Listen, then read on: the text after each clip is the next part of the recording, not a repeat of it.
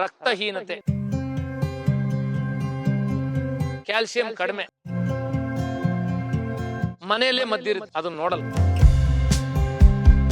ಅದಕ್ಕೊಂದು ಮನೆ ಮದ್ದು ಹೇಳ್ಕೊಡ್ತೀನಿ, ಮಾಡ್ಕೊಳ್ಳಿ. ಈ ಮನೆ ಮದ್ದು ಹೇಳಕ್ಕಿಂತ ಮುಂಚೆ ನಮ್ಮ ಚಾನೆಲ್ನ ಸಬ್ಸ್ಕ್ರೈಬ್ ಮಾಡ್ಕೊಳ್ಳಿ, 10 ಜನಕ್ಕೆ ಶೇರ್ ಮಾಡಿ.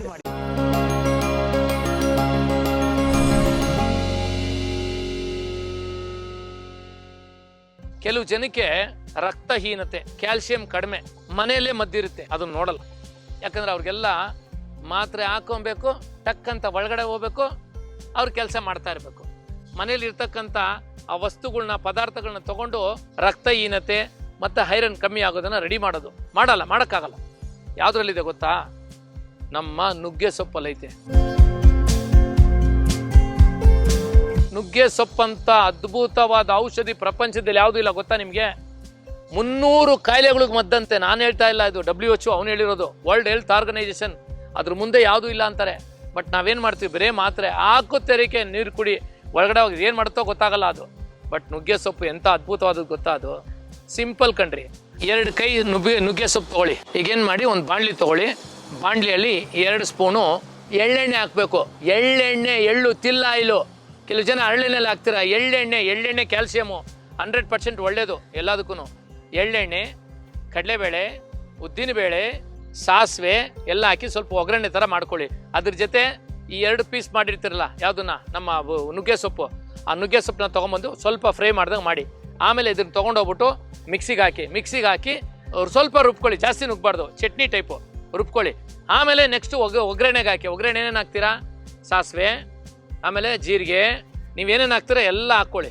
ಎಲ್ಲ ಹಾಕ್ಕೊಂಡು ಒಂಥರ ಗೊಜ್ಜು ಥರ ಮಾಡಿ. ಗೊಜ್ಜು ಅಂದರೆ ಚಟ್ನಿ ಥರ ಇರಬೇಕು, ಜಾಸ್ತಿ ಗೊಜ್ಜು ಇರಬಾರ್ದು. ಒಂದು ಸಣ್ಣದೊಂದು ಹಸಿಮೆಣಸಿನ್ಕಾಯಿ ಹಾಕ್ಕೊಳ್ಳಿ, ಅಥವಾ ಒಣಗಿದ ಮೆಣಸಿನ್ಕಾಯಿ ಹಾಕ್ಕೊಳ್ಳಿ. ಅನ್ನ ಇದೆಯಲ್ಲ, ಅನ್ನದ ಜೊತೆ ಚೆನ್ನಾಗಿ ಬಿಸಿ ಅನ್ನದಲ್ಲಿ ಕಲಿಸ್ಕೊಂಡು ತಿನ್ನಿ. ವಾರದಲ್ಲಿ 2 ದಿನ ಮಾಡಿ. Only 2 days. 2 ದಿನ ಮಾಡಿದ್ರೆ ಹಿಮೋಗ್ಲೋಬಿನ್ ರೈಸ್ ಆಗುತ್ತೆ, ರಕ್ತಹೀನತೆ ನಿವಾರಣೆ ಆಗುತ್ತೆ, ಮತ್ತು ಐರನ್ ಕಂಟೆಂಟು ಜಾಸ್ತಿ ಆಗುತ್ತೆ. ಇದಕ್ಕಿನ್ನ ಮದ್ದು ಬೇಕಾ? ಸೂಪರ್ ಮದ್ದು ಕಣ್ರಿ, ಇದೆಲ್ಲ ಮಾಡ್ರಿ ದಯವಿಟ್ಟು. ಹೈ ಕ್ಲಾಸ್ ಮದ್ದು. ಎಷ್ಟು ಮೆಡಿಸಿನ್ ತಿಂತೀರಾ? ಲೈಫ್ ಲಾಂಗ್ ತಿಂತಾನೆ ಇರಬೇಕಾ? ಆಮೇಲೆ ನುಗ್ಗೆ ಸೊಪ್ಪು ತಿಂದಿದ ತಕ್ಷಣ ಅಯ್ಯೋ ಹೀಟ್ ಆಗುತ್ತೆ, ಅದೆಲ್ಲ ಸುಳ್ಳು. ಹೀಟು ಪಾಠ ಅಲ್ಲ. ನಿಮ್ಮ ದೇಹ ಬಂದು ಈಗ ರೆಗ್ಯುಲರ್ ತಿಂತಾ ಇದ್ರೆ ಹೀಟು. ವಾರಕ್ಕೆ 2 ದಿನ ತಿನ್ನಿ, ಏನೂ ಆಗಲ್ಲ ನಿಮಗೆ.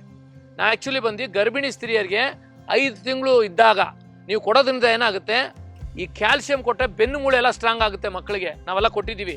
ಹಂಗಾಗಿ ಗರ್ಭಿಣಿ ಸ್ತ್ರೀಯರಿಗೆ ವಾರಕ್ಕೆ 2 ಸರಿ ಕೊಡ್ರಿ.